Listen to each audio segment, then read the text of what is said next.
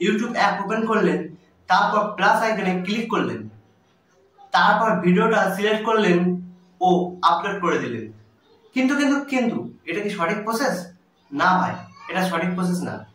YouTube স্টুডিওতে গিয়ে plus আইকনে ক্লিক করে ভিডিওটা সিলেক্ট করে আপলোড করে দিলেন।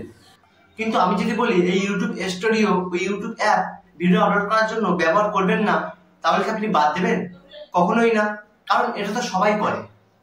আপনি এইসব জায়গা থেকে ভিডিও আপলোড করা বাদ দিয়ে অন্য একটা জায়গা থেকে ভিডিও আপলোড করলে আপনি প্রচুর উপকার পাবেন। তাহলে কি আপনি করবেন? আর কি কি উপকার হবে আমি আপনাদের ভিডিও শেষে অবশ্যই বলে দেব। তার আগে কোথা থেকে ভিডিও আপলোড করতে হয় সেটা আমি আপনাদের দেখিয়ে দিই, তারপরে আপনাদের আমি বলে দেব কি কি আপনাদের উপকার হবে। তাহলে চলুন বেশি দেরি না করে দেখে নিন। ভিডিও আপলোড করার জন্য প্রথমে আমাদেরকে ক্রোম ব্রাউজার ওপেন করে নিতে হবে। নেওয়ার পরে সার্চ করে নেবেন studio.youtube.com। আপনাদেরকে আপনার চ্যানেলে এন্ট্রি করিয়ে দেবে।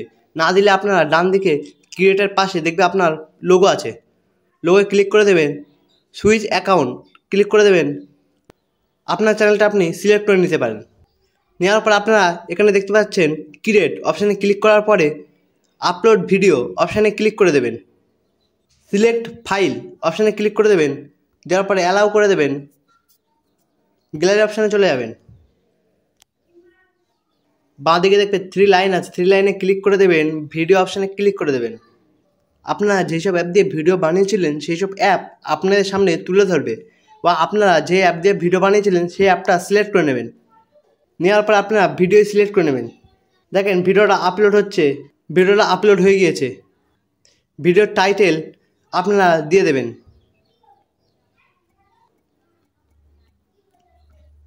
মোটিভেশন শর্ট আমি দিয়ে দিই। দেওয়ার পরে আপনার ডেসক্রিপশান দিয়ে দেবেন। দেওয়ার পর আপনারা নিচে স্ক্রল করবেন, দেখেন ইয়েস আর নো।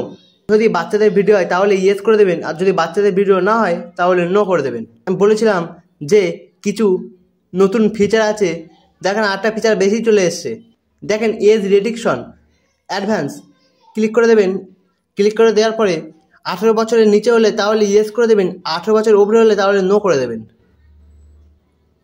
দেওয়ার পরে আপনারা একটু ছোটো করে নেবেন, নেক্সট অপশানে ক্লিক করে দেবেন। দেখেন ভিডিওর এলিমেন্ট অ্যাড রিলেটেড ভিডিও, এই রিলেটেড কিছু ভিডিও থাকলে তাহলে আপনারা এখান থেকে অ্যাড অপশানে ক্লিক করে ভিডিওটা সিলেক্ট করে নেবেন।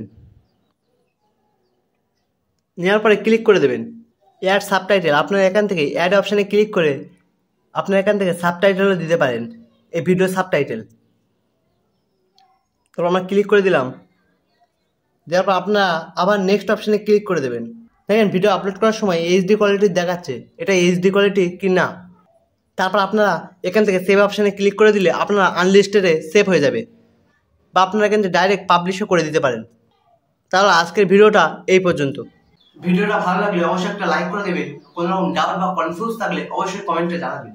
আর এইরকম টিপস পেতে অবশ্যই চ্যানেলটা সাবস্ক্রাইব করে পাশে থাকবেন। ভালো থাকুন, সুস্থ থাকুন। আসসালামু আলাইকুম।